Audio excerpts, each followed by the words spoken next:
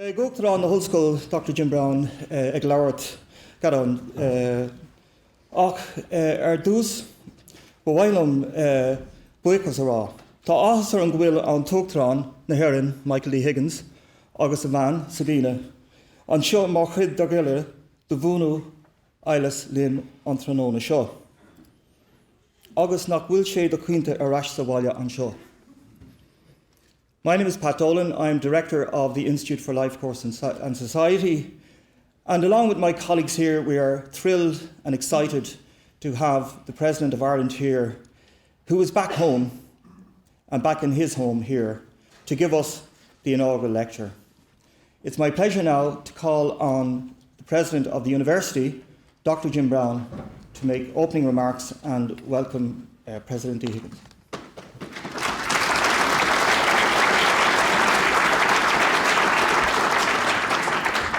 Gormaga Pat, Ochtron na Hearn, Van Kelle, Higgin, Corja, Akolaka, agus Inaugural, while her Madus fudge fair of Burroy Galer, Gian Okot Sunsuk Shaw, agus Mujang Sholu on series Han Tawk Shaw. Let me first of all welcome all of you here this evening to what is a very important new lecture series, the inauguration of a set of lectures for the Institute of Life Course and Society.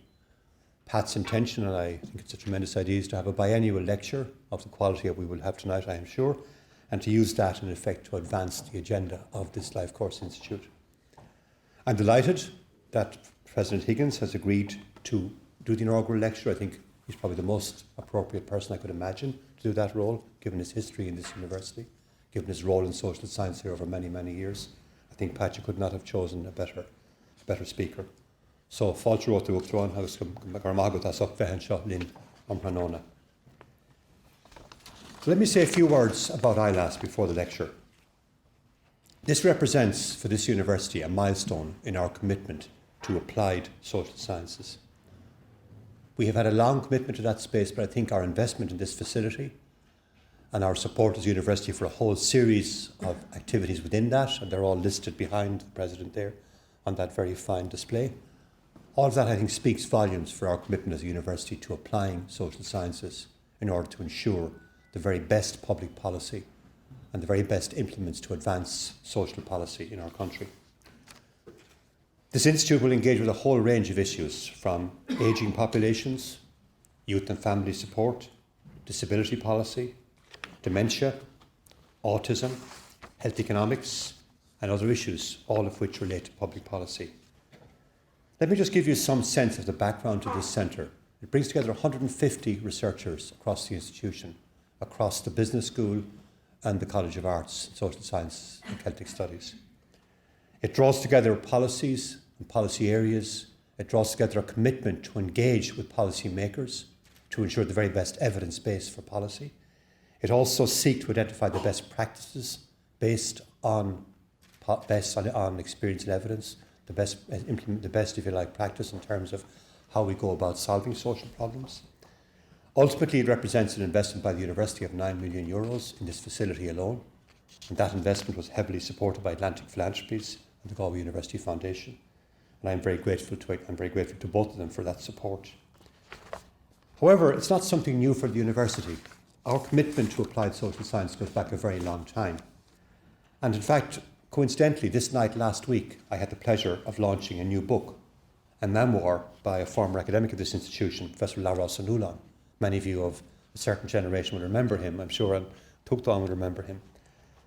We launched that book last week, and that book is really the work of an academic at the very first order, a man who's a public intellectual in his day, a man whose work had significant impact on social and public policy.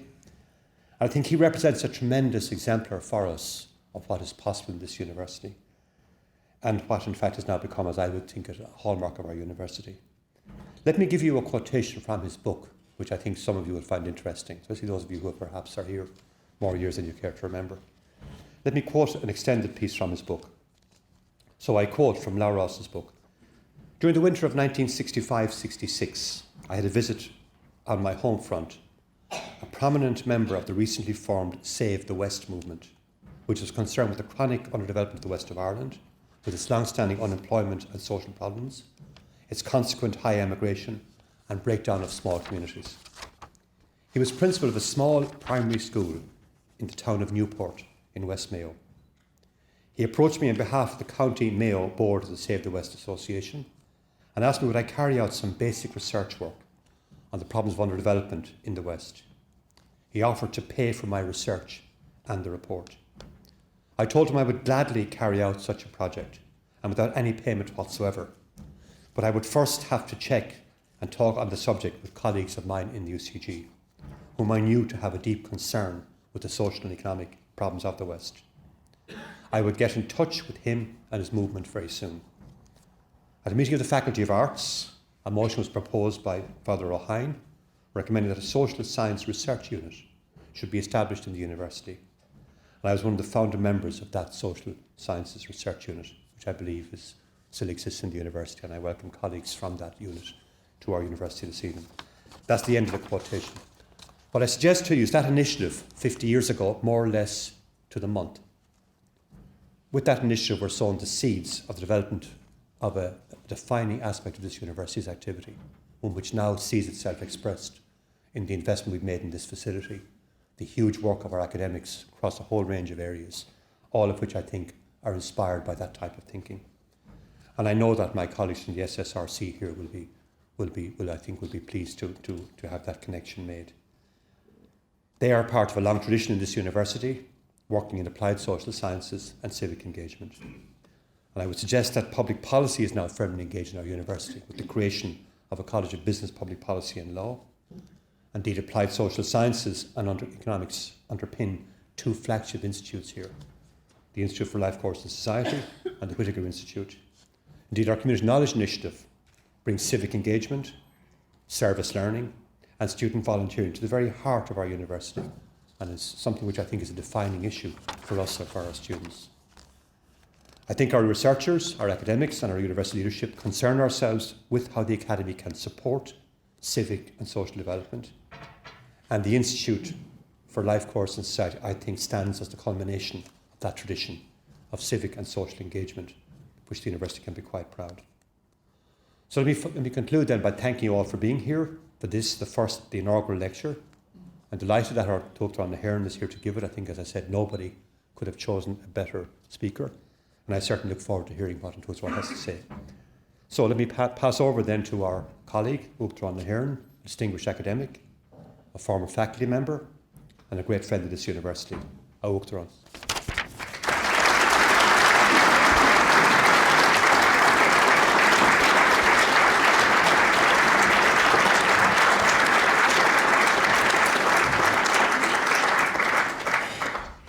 Tronas cordial in Gidal Chester Brunaram Mark Quirme Muilari vi couple nehe Jennifer Marcus Nerev Nart am Tokakam agus Egolofu to Brunaram Wishin. President, distinguished guests, ladies and gentlemen, I'm absolutely delighted to be back in Galway, in Inaugural Galway. To Jack Tim Fos and Titular Carrer in UIG, okay, UCG. May I first of all say what it is a matter of the greatest congratulation to be in such a splendid building, dedicated as it is to the work of social sciences in all of their breadth and depth. And I was delighted as well to see the language that is used in the Institute for Life Course and Society. These are important words, and I very much want to pay tribute to all of the component parts. Pat Dolan, of course, the UNESCO professor, and also those who are working in wonderful areas, social gerontology and disability and autism and all of those other areas. To have all of these particular interests under one splendid roof is a great chief in itself. Allow me to say, therefore, something about this point of continuity to which the President has made reference already. The 50th anniversary of the National University of Ireland Galway's Social Science Research Centre We were in the grammar school, which was a ramshackle building falling apart.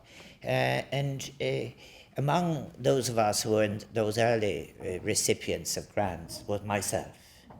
I remember, I want to say just about the thinking that was behind it. I think the president of the university has it right.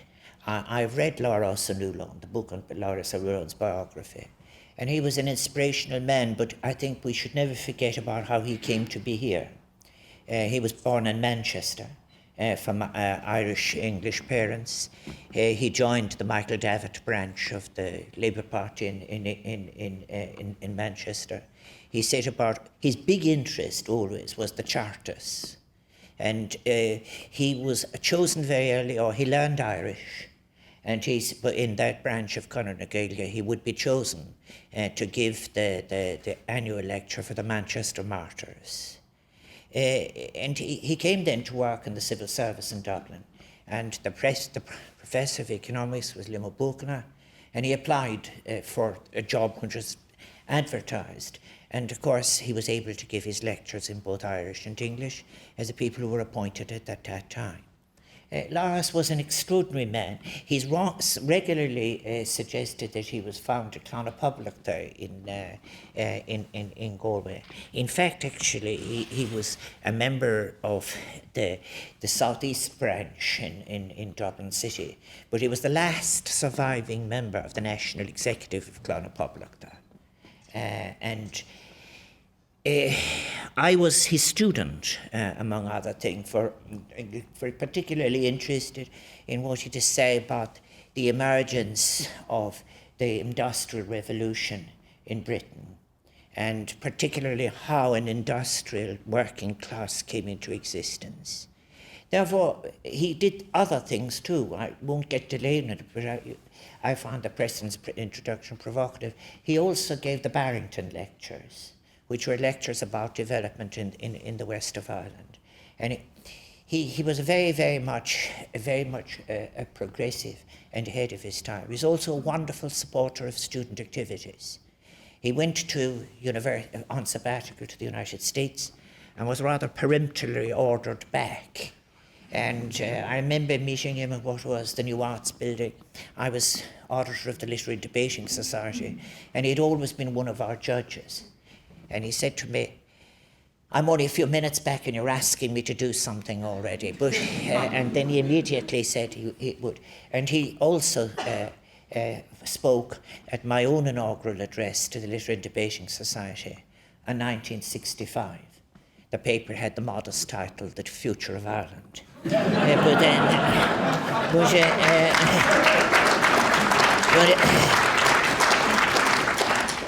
But this year does mark the 50th anniversary of the 50th anniversary of the founding of the Social Science Research Centre. It was founded by Laura Eustace O'Haydon, and my original involvement in it was to help finish. I had been in the United States, and I'd come back and was to help finish a study on the port of Galway. I want to say a word about that in a minute, and I did that. And then I later began work, which was really unfinished work on migration theory. But among those people who were there with us at that time, sharing those rooms in the grammar school, were P.J. Drudy, who would go on to be the professor of regional and urban economics at Trinity College, and who did so much work on land politics and people in Mayo. Also sharing the room with me at the time was Paul Gillespie, who went on, who really is now doing such fine work in relation to the future of the European Union. Micheál Cinnéad was working on forestry. So the other pillar of it was geography, which Brendan McKay was setting off and was doing the Gaeltacht study. So you had people working in geography, sociology. There was some work, I think David Thornley was actually supervising Paul Gillespie's PhD at that time. P.J. Drudy was getting ready to go on to Cambridge. So that's who we were. And these modest sums that were required, they were just thrown together, and we got the space in the grammar school. But when I look back on it, I just want to say that if this year then marks the 50th anniversary of that first attempt for the Social Science Research Centre, today we're establishing the establishment of a new institute for life course and society. And I just so want to congratulate all those who are associated with bringing this institute into being. NUIG itself, its foundation, the state. I think the foundation of that wonderful man, Chuck Feeney, to whom I had the honour a couple of weeks ago of presenting an honour given to him by his colleagues, his peers on the Bay Area, San Francisco. I think when I look back to, in a way, some of the problems that were there for us 50 years ago haven't gone away. Why did this kind of institute have to happen at what was then UCG? Well, there had been the Freeze report, and the Freeze report was an independent report that looked at the future of economic and social research in Ireland, and it concluded the issue was the universities didn't put up much of a fight for it. And therefore it was decided that it should be established at an arm's length from the universities. And it became the Economic Research Institute, that later became the Economic and Social Research Institute. I suggest to you that it is still an issue as to how close research institutes should be to the state and where they should be in relation to universities.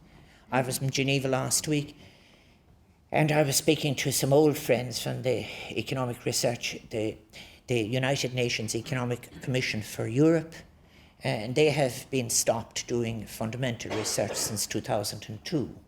They're still there, they're still doing some very, very high quality work. But it is interesting who is allowed to do research, who is commissioned to do research, who publishes research, and what is published. I'll come on to it in a moment to say it's a very, very interesting issue as to whether it is in the public interest that you would privilege only research that is published within a community of scholars, even though other research might be published in lesser publications to which more people would have access and which would have public discussion and which you could initiate change. That's an issue that was raised with me recently by the Sociological Association of Ireland. With very little what those who founded the Social Science Research Centre all those years ago, with little resources, but they had far-seeing vision.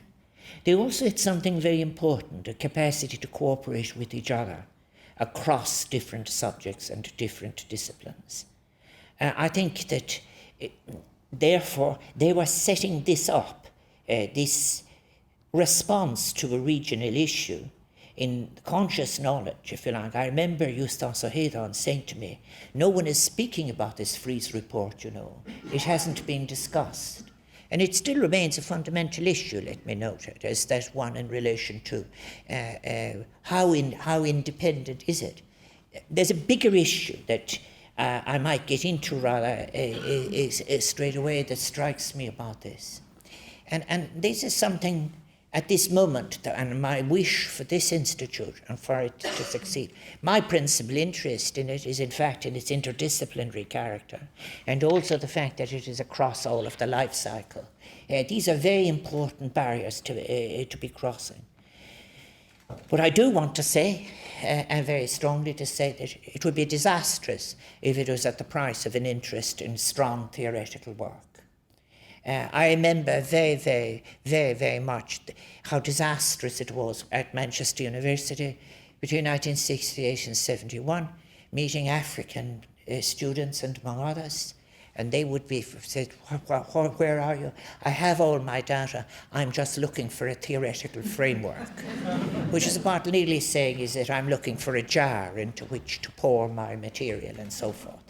But also there was this notion, and I think back of the important relationships that I had with the 82 families of Dockers that I interviewed in the time.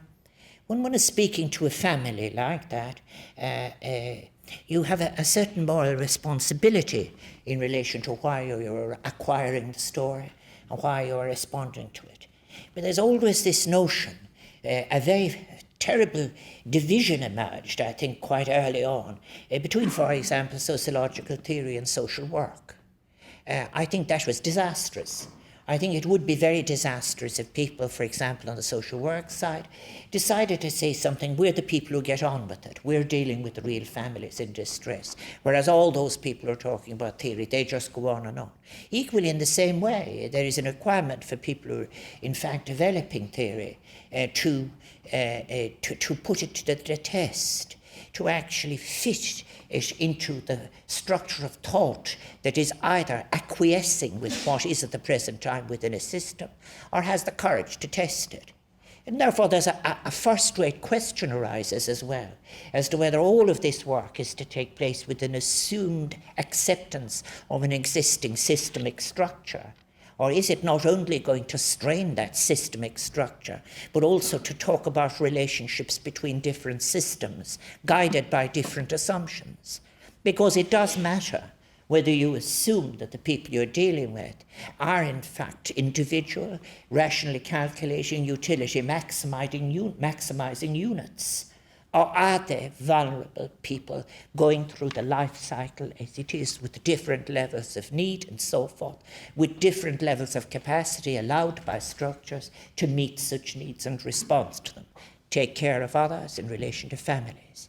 These matters in relation, the great moment of this institute in its possibility is in its capacity whether or not it will be able to end those false divisions between practice and theory, and equally between different disciplines, as important as the interdisciplinary work itself, because it has to be more than a depository of what interests the researcher of the time.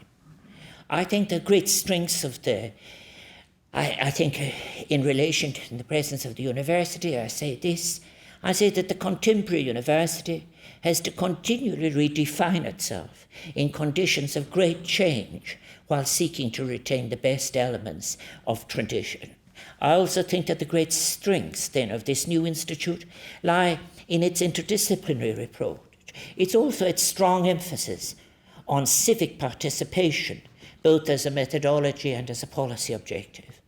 Now, I've chosen some of those features just to make a brief reflection this evening, as I believe that these principles of connecting discourses between discrete spheres of research and policy formation, and between academy and society, are of particular importance and relevance to the wider global challenges we all face at this time. I mentioned that Freeze report because that issue of where the fundamental research is to be located and what relationship it should have to the state or alternative sources of funding remains as an issue, as I said, just as it was 50 years ago. When sociology was introduced to Ireland, mostly in the 1960s, as I've said, social work was available only in UCD and in a combined form in University College Cork. It didn't feature at all in UCG. And for the record, I welcome the inclusion of applied work in the university's practice. But as I said, I repeat, I identify a principal problem right across the social sciences in the assumption that applied work must be the cost of good and groundbreaking theoretical work. I think that they need each other. I have said that twice for the simple reason that it is terribly important to me. But these challenges at the contemporary moment are not new. They include questions of how issues of development and global poverty, of climate change, sustainability, and of conflict and displacement are to be defined and approached.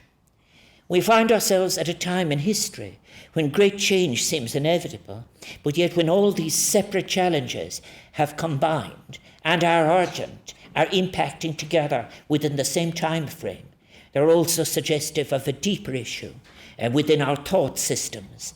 That is of a model of separatism within the social sciences that leaves us with an approach that is not sufficient at either an analytical or policy level, and in which essential connections between and within the different spheres of our social and political discourse have become fractured or even lost. I was reminded of this problem of fractured discourses during a visit to Geneva just last week. During meetings with senior United Nations officials from agencies dealing with human rights, the humanitarian crisis, displacement, development, labour issues, the crippling difficulty of being forced to address these interlinked problems from separate silos was repeatedly voiced. It was rather like you were hearing different musics that could never be combined. and each person was working furiously at producing sound from their silo. But at the same time, the world had all of these different connected problems. An example might be useful. The languages from the different agencies were not the assumptions that were guiding the different agencies were not transferable one to the other. If I might give you an example. For example, between now and 2050, 50% of the population of the population increase will take place in 8 countries and in Africa, the young continent already. And 6 of those 8 countries are in sub-Saharan Africa. And by 2050, 1.2 billion young Africans will either have a right to develop in their own country, have a right to live sustainably in their own country, or they will first go to cities that have not the capacity to handle them, or to add themselves onto the stream of migration. So therefore, issues of migration, issues of the wrong models of development, issues of hopeless models of urbanization, issues of food, global hunger, so forth. All of these issues are connected, but yet in a curious way, as people lost their nerve at the end of the 1980s about the role of the state, things broke into a kind of confusion, and thus everyone could be an expert on a special area and be worthy. Everyone could be worthy. But the point about it is that the capacity to bring it together in a policy sense was being lost, and was lost more and more. We had a meeting in the evening from the heads of all of the different agencies, and the good news is that from the front line, that is from the heads of the agencies, there was an acceptance of a need to construct new forms of partnership, all of which would gain from an interdisciplinary approach in the social sciences. So that is my hope that under this roof, in a way, we would be able to listen to each other with respect. It is a hard time for theoreticians, and particularly in political theory, where in political economy theory, where people simply do not enjoy the conditions at the moment of pluralism of discourse in so many parts of the world, a matter from which I have repeatedly addressed. And I do so not in the sense of being cranky about this, but I think that it is simply, I admire good work, and I admire excellence in relation to the development of instruments of measurement. But I do know the distinction between an instrument of measurement and the principles of method, and the distinction between both of those and theoretical constructs. And really, in the uncertain world in which we live, and as we try to go forward and offer the best of things, and if you want theory to influence policy, and if you want the people who are the citizens to listen to the best discourses and exercise democratic choices, you must be able to live with the uncertainties of your own position, but put your assumptions of your theoretical suggestions on the table alongside others. That is missing. And that is showing itself in relation to the delivery of the work of the agencies, sometimes leading to alienation, and all of them speak if we must begin to speak with one voice as we're dealing with what literally is the agony and the survival of the world. And at discussions hosted by our permanent representative to the United Nations, Patricia O'Brien, and attended by 8 directors of UN agencies from across the human rights spectrum, the necessity of putting in place the new and revised international institutional architecture that would allow for effective coordination was made very clear. And it resonated for me with our challenges at the national level of responding to the events that we have experienced.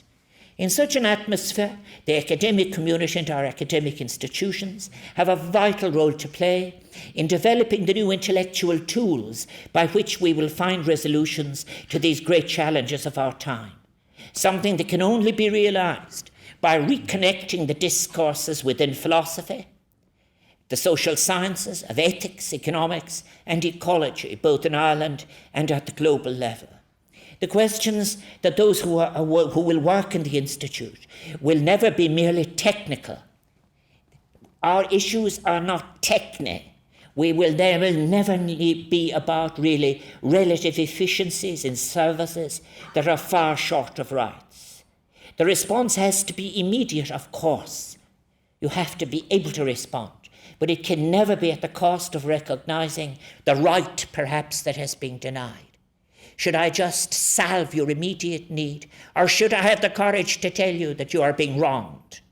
These are the issues that are fundamental root issues, like they were 50 years ago, in relation to the source of instinct in the social sciences. And it is the distinction between that moment in the social sciences, which, for example, goes right through Giddens. I might ask you now, where is the Giddens legacy in relation to the Blair legacy in relation to Great Britain? There is great merit in having moral courage, in being able to use your intellect in a way that is able to tolerate, but able also to analyse, and able to negotiate your way into new suggestions. And they're happening. There are different parts of the world where there are versions of the social sciences that are just wonderful to see in terms of their emancipatory capacity and the way in which they're being disseminated to populations in South America and Asia, and unfortunately not sufficiently in Africa. As President of Ireland, I initiated 2 years ago a national conversation about ethics in order to discuss the principles and values by which we might wish to live together as a society. In that first phase of that initiative, our universities, including in UI Galway, hosted a series of seminars and events on subjects of ethical inquiry across all the academic disciplines. A wide variety of themes were explored and discussed, with considerable focus on how our society is organised, on ethics within the domain of public policy and decision-making, on ethics in the business and professional spheres, and on issues around diversity and tolerance. And I think it was rather clear to me that there were huge distances between the scholars as to their research and teaching interests and practices. At times I could perceive a drift, as it were, towards acquiescence in a system that was contradictory of the intellectual and moral purpose of some of the work. And for some others it said, well, they didn't state it, but it masked a kind of unstated ideological assumption. So these issues are raised of fissures, as it were, between theory and practice, between different parts of scholarship on social matters. They're not abstract ones that just simply say they are. I think these discussions, I think, were about how we could achieve an inclusive and pluralist scholarship in which students and scholars would have made available to them a wide range of theoretical frameworks from which to construct new models and the new tools necessary for this essential work of rebuilding and reconnecting. You see, if we are to face a challenge like, for example, achieving decent work, if you are going to do that, you almost have to drop the word science maybe at times and speak of the word craft. People, when they say in ordinary language, he made a fist of it or something like that, people are pulling out of the context of uncertainty different elements that will, in fact, for them, make something that is at least partially human. I think this work of rebuilding and reconnecting is terribly important. And I repeat, the dichotomy between grounded theoretical work and effective policy is a false one. From theory through method to the application in policy is a journey that can be reflexive and rich at each stage. That is a great opportunity for this new initiative.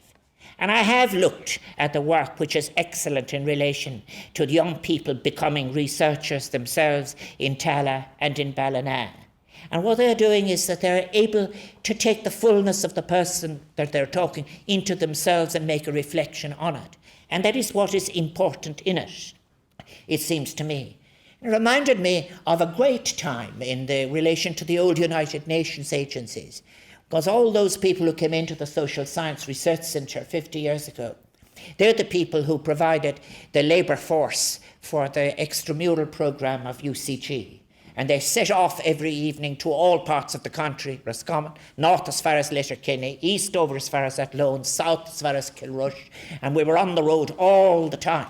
Now, the fact of the matter is that we were using literature like that had come from the Food and Agricultural Organisation, fact-finding with rural people. And you had people in Roscommon who for the first time said they didn't have to listen to experts to know what their agricultural production was. They knew what a pie chart was, they knew what line charts were, they knew how to do graphs and so forth. So there was an exercise of empowerment in it. And that raises a question raised with me by the Sociological Association of Ireland, and particularly for young scholars and young sociologists. Should they be able and encouraged to publish in literature and in places where people can have access to this and where it can make a real difference? Or is it, on the other hand, that they know that their future depends on a very narrow range of publication, and is it working against them? They are at the moment speaking to me, some members of the Sociological Association, about the consequences of a precariat emerging, which for which they are feeling more than a little depressed. I think that getting that model together is a great opportunity for the new institute. Have a bit of joy in the whole thing, in imperfection. I mean, if you were thinking really what happened, sociology is a subject, and it is in very bad times. It's been closed down in parts of Northern Ireland. There's now only one place where you can do it as a full degree. This happens. But in many cases, you take about what happened, the great 19th century sweep of sociology through Marx, Weber, Durkheim, and Tönnies, and all of the others, and you move into the modern period. When was it going very well? It was going very well when you had people actually linking their theoretical work to the welfare state. But of course, it is just dishonest if I said that everything wasn't changed from the end of the 1980s, when you had such a dramatic retreat from the work of the state. And indeed, those issues I mentioned in relation today, as we discuss climate change, as we discuss sustainable development goals in New York recently, and you look at where it is to be funded, and it is to be funded, let us say, from a sizable contribution from the private sector. Well, just ask yourself, do you think that sizable contribution will bring compliance in human rights? Do you think it will have the same energy in relation to human rights as the state had? So you have to be able to discuss the role of the state. But you notice a very interesting, even in my own speeches and the reaction to them at times, why do I give them? It is because I feel free to talk about the role of the state, but I also feel free to talk about the right to make a demand for pluralist scholarship. And it's very interesting, as I point out, about the differences between that time I'm referring to, 1968. People, for example, protested in Paris. They were mostly from sociology departments. And it was one of the responses of the French president to break up the French universities so as to make sure that it couldn't happen again. A very interesting time here. Edmund Dugan and myself were having a discussion. There was bad news from the coroner, from the president, to say that the person in charge of the cadets had said that all the ologies and the osophies were out for students because there might be a queue. And it took us kind of about 4 or 5 years to get back to sanity and where we were. But this, I think, I state it very acidly in a way.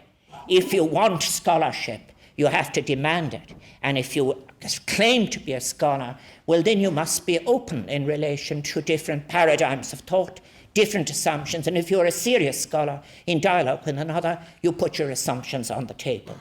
It's very interesting now. I go back to more orthodox sources of all of this so as to make things helpful. I think that the second Leon Declaration of Universities and the Innovative Spirit in 2009 had this unequivocally to say. It said that it is within your universities that the leaders of each new generation are nurtured. It is there that boundaries to our existing knowledge are explored and crossed. It is there that unfettered thinking can thrive and unconstrained intellectual partnerships can be created.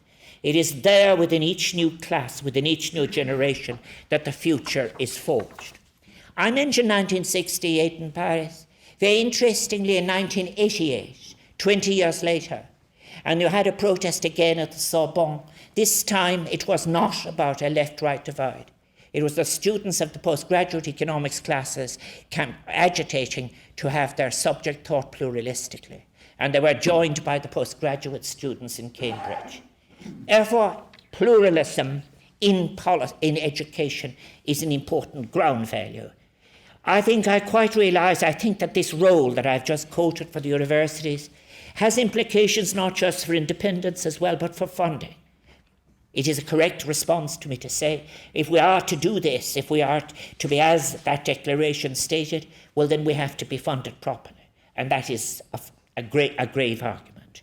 If third level education is to facilitate normative assertion and change, it is essential that it be funded adequately. That is a debate that is ongoing. It is here in our universities that we can begin to enact such transformative thinking as is necessary to create the foundations of a society that is more inclusive, participatory and equal. That transformative thinking will require a real change in consciousness, in institutional thinking, and will, I suggest, require a new form of contemporary literacy in the social sciences, which can engage and empower citizens.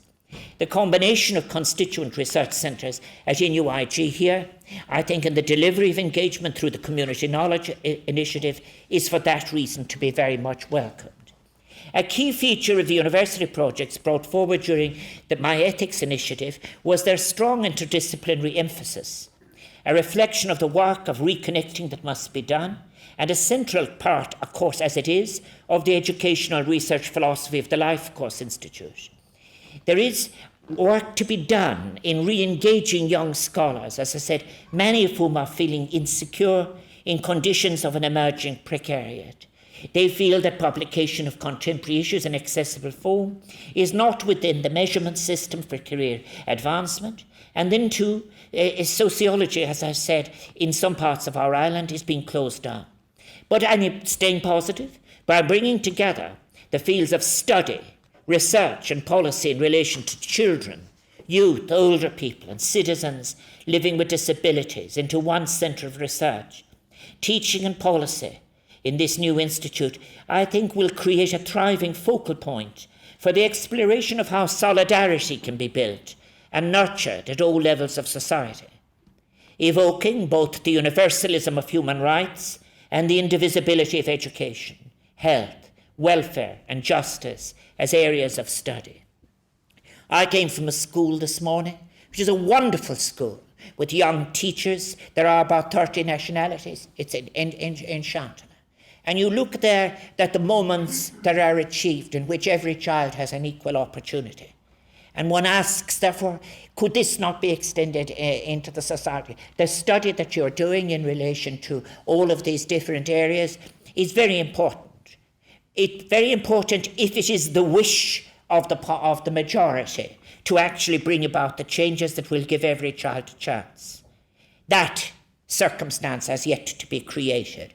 The Institute, involving over 150, as the President tells us, academic staff, researchers, doctoral students, that constitutes a formidable resource for not just applied and innovative and groundbreaking research, but for real change. It is a community of research, teaching and interaction on policy terms from which much can be rightly expected. I think another major feature of this institute, worthy of special note, is its focus, as I've said, on civic participation, both as methodology and as a social objective to be pursued for its own case. I think that there is a growing literature on all sorts of new areas. One I'm very interested in myself is on the human rights of carers. Luke Clements of Cardiff Law School, for example, has written incisively on this subject. He writes of the reciprocal nature of carers and dependents and their rights. Such rights have immense applications for women, most dramatically, for example, in the developing world. What do I mean by this? If in fact you decide, if you give your time to being a carer, and if you are a carer and so forth, what are you giving away in terms of opportunities and does it not deserve to be recognised? I see the whole area of rights of carers as an area that will open up. But it raises political issues in relation to recognition of the task of caring and the placing of caring alongside other work and so forth. And for example, work that might achieve the highest esteem is highly individualised. But the challenge now is to achieve and propagate a capacity to debate and discover the opportunities for a profound understanding of all that connects the state, the society, and the economy. I think that there has been some very good work from INUIG in this regard. I read with great interest, when I can get access to it, the theoretical works such as Srinivas Raghavendra's work in relation to the nature of the new global economy that we now inherit, which is a financialized global economy. Does it not? How could we go on and pretend, rather like saying, to be like saying you didn't know it was raining? To know that the nature of the global economy has radically changed from being a productive form of capital to being overwhelmingly a speculative form of capital, with a ratio somewhere between 8 and 10 to 1 in favour of speculative capital rather than productive capital. And you might say to yourself, would you be a serious academic if you said, it doesn't matter? You can just, well, it does matter. And it is affecting people's lives all over the planet. And this is the idea. What do you do if you're a serious scholar when you're working in relation to that? You at least are conscious of it and you note it. And you get on with what you can. But in the conscious, honest affirmation of you state what it is that you know. You have a responsibility to do that. I think that there are welcome signs that in the future it may be different. But I would say that the great founders of the social work perspective, such as Richard Titmuss, or even Anthony Atkinson in the present day, were people, in fact, who had an approach like that, is where they began by stating what was the profile of the society and its assumptions and connections, and then got on with doing particular interventions. There are welcome signs of change. I think it's encouraging that next year, for the first time, a new subject, politics and society, will make its way into the Leaving Certificate syllabus. That new subject will enable the exposure of students to the thinking, I hope, of key political and social thinkers, and the application of such thinking to the world they know and engage in, including sports clubs, schools, and social media. I believe that that's a significant milestone, nurturing the ability of our young people to be reflective and proactive citizens, who will be equipped with the skills to question and challenge decisions made by individuals and institutions in positions of power and authority. It can also, more importantly, lead to personal and community empowerment. The nurturing of an ethical conscience will enable our young people to think more critically, to challenge perceived inevitabilities. It is through critical and engaged pedagogy that we can be assured that we're educating a generation that will have the capacity to elicit the assumptions, what is often falsely presented as an inevitability, and to understand when those inevitabilities and their assumptions need to be challenged. A generation will have the confidence and the wisdom to engage in alternative visions of what a society can be, a happy and responsive generation in the best sense of their own terms. But transformative thinking must not stay on the pages of documents, reports and submissions, but must become a lived reality in our communities and in our schools. I really liked the two I saw from Ballina and from Tala in terms of the youngsters' capacities to talk about it. But they were heartbreaking too, and all the stronger for that. In relation to the one case, the one in relation to Tala, was about people having difficulty coming out about their sexuality, and the years immediately before they did, and how they did it, and so forth. And the sheer loneliness that was involved in all of this. And then I think these are just, that shows, if you like, that you can do this kind of research, and it can be immensely valuable. I think following the path of my ethics initiative, a second phase was launched involving civil society. I want to just say a word about that, because I saw it as a key part in crafting a re-envisioned and shared future. For example, as part of that phase of the ethics initiative, DOCUS, the umbrella body for our aid agencies, hosted a national process of reflection on Ireland's relationship with the development and developing world, recognising that global justice is a key ethical issue for our people. But you see, when I was doing that, and I saw that people would sign up to global justice, but no one wanted to do anything about taming the transnational corporations who were having extractive processes that were polluting populations, that were depriving populations in Africa and Asia and South America of needed income. In fact, it's interesting that Ireland at the Human Rights Council made 4 or 5 major gains in relation to civil society, in relation to youngsters, in relation to forms of nutrition. But on the very last day, it voted against a resolution that would, in fact, have asked for a legal instrument to come into being that would deal with the question of transnational corporations' ecological impacts. And the idea was we should wait until we have a consensus among everybody. And then at that stage we could move to do something. But again, when Evo Morales visited me, I spotted all, pointed out, for example, one case where 1 million litres of cyanide was released into a watercourse, in another where mercury is used in relation to open mining and so forth.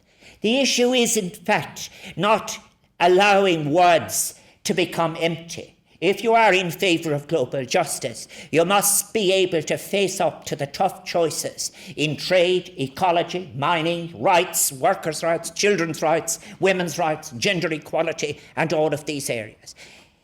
I'm not preaching about this except to say the inconsistency is there otherwise, and therefore the future generation, you can't do it all in one go or anything like that, but you must at least be clear in your head as to where you want to go.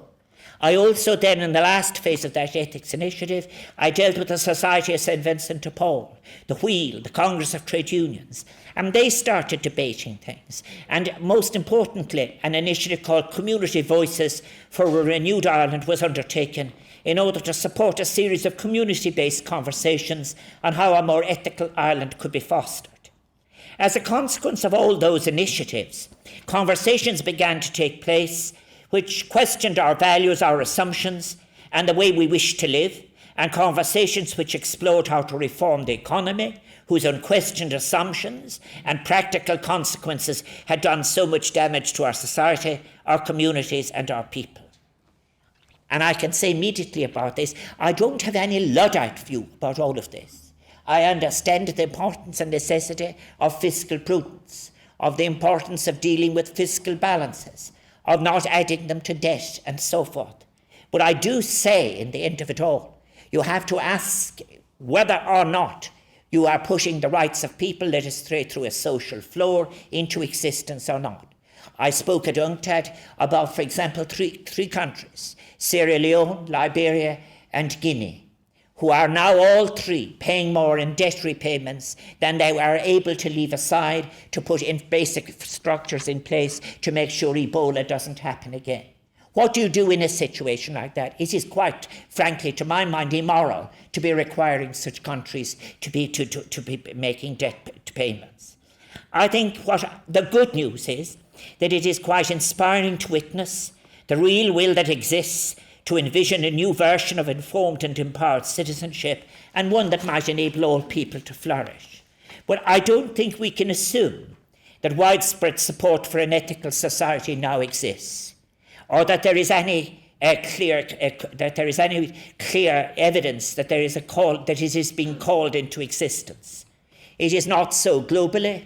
I think you need great changes if you are to achieve this. Certainly in relation to regionally, in relation to Europe, the absence of a social floor, 56% youth unemployment in Greece, and yet one has to grind on and so forth. I think that nationally, in the same way, there is a considerable merit in the short term for establishing social floors which in fact meet the human rights demands. The models are already there in relation to the European instruments, economic and social and cultural rights, and you could then debate above the line, as it were. It's not me, I'm president now, so this isn't for me anymore. But I think that one of the things that I think that is there's no clear evidence that equality is a major popular demand. And there's no evidence that there is a groundswell of support for a version of the state that might introduce equality. Since the 1980s, the redistributive state has lost support as ever more ground is conceded to an extreme individualism grounded in a hegemonic version of the market without limit, even into areas of social vulnerability. One has to look at the obscenity of the strongest economy in the world with its privatised prison system, where your chances of going to prison if you are a young black are about 6 times the right of getting to a third-level college. where you have, in fact, human rights being broken every day in the name of justice. I say all of this so as to give things a good start. The work of this new institute is taking place in a system that has an identifiable distribution of power. Ultimately, you will have to yourself looking at the face of power. It thus has to decide how it is to operate within and between different systemic priorities. And I know that the Life Course Institute, already so well connected with the work of civil society and with research in the community, will play an important role in connecting the work of the university with the community and ensuring that these central issues can be considered and examined in an open, pluralist and socially engaged manner. It is when such barriers are removed that the fullness of the discussion and how we might best use our opportunities can be realised. I think the concept of life course itself is valuable in its capacity to integrate existing work on different populations, but it is its capacity for integrating existing work in an intergenerational way that makes it perhaps most valuable. There's a possibility within the conceptual space that, if you like, life course suggests. What it suggests may be a concept of crafting solutions that bridge theory and practice, crafting outcomes that are often the serendipitous yield of merged wisdoms and disciplines. Political economy, sociology, politics, philosophy are really crafts that take and manipulate materials from diverse sources. And thus the particular focus of the Life Course Institute on civic participation by young people is so worthy of special note. And I particularly pay tribute to the work undertaken by Pat Dolan in his role as UNESCO Chair in Children, UNESCO Chair in Children, Youth and Civic Engagement. Pat's long-standing work in this area is very much in the spirit of that first initiative, those little attempts I made in my presidency, Being Young and Irish. A project that I remember we were trying to ascertain the views and visionary ideas of our young people, and we consulted with 800 of them.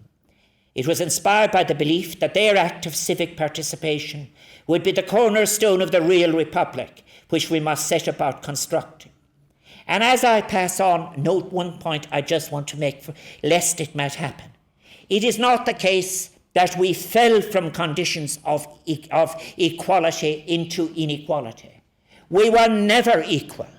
We were not equal in the 19th century. We were not equal in the state that we created in the 1920s. There was as much a difference between the strong farmer in the parish and the people in the cottages as there was between any of the class divisions in industrial England or elsewhere. This isn't to say, it is simply to state a fact that it is not that we, rather than recovering our state of equal grace, it has all to be done. And that's the exciting part. It is that by looking at vulnerabilities and reconstituting and recrafting the connections between subjects, you're able to say to people, you could have joy in every life. You could remove all the major insecurities. You could remove all the major sources of fear. And people would have time for music and stories and culture and all of the other things. If you don't do that, you end up defending. You can make an assumption, as many leaders have in the world. They want what we have and we're not giving it to them. And you will end up with gated communities and violence, and the mediating institutions will shrink in the middle.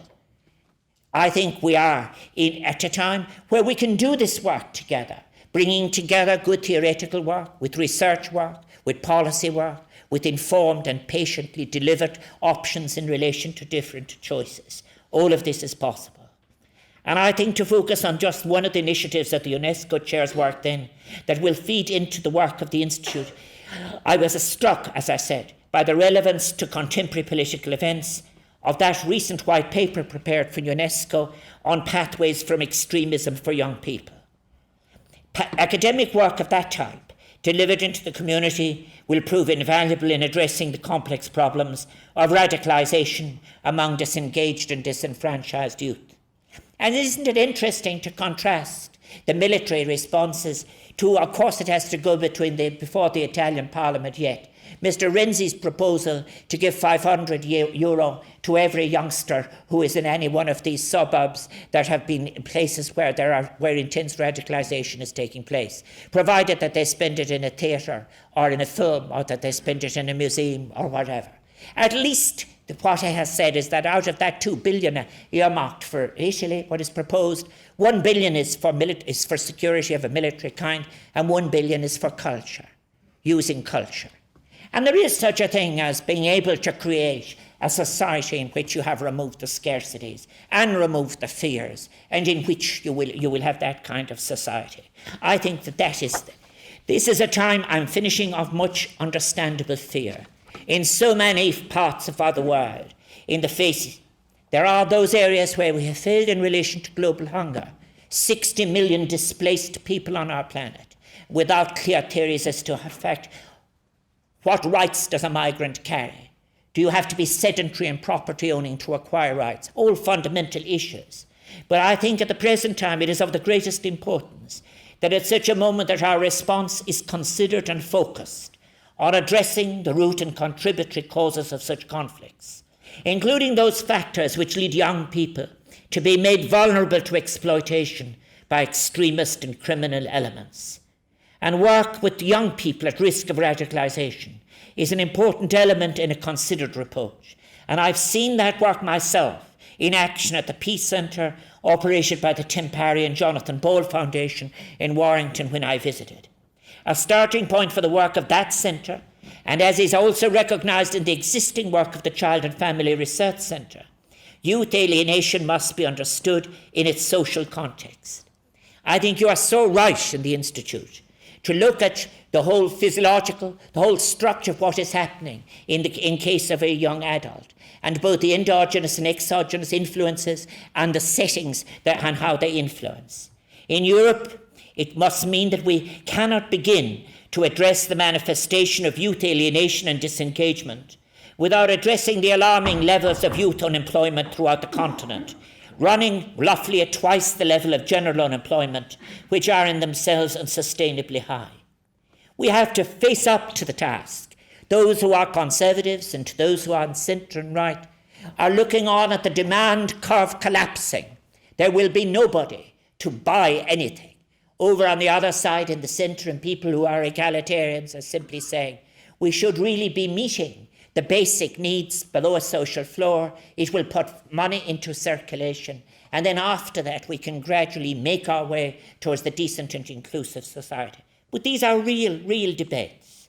And here as elsewhere, issues of politics and justice, they can't be separated from issues of economic dysfunction. The Three Cities project, for example, aimed at inclusiveness in urbanised settings, has the capacity in its training of researchers from the communities of youth, older people and people with disabilities to be a catalyst in the new forms of participation. That is important in relation to people having the capacity to conduct the research themselves and being able to think and to debate it. A truly functioning democratic republic must be a place where citizenship is about belonging, about feeling safe and at home in one's world.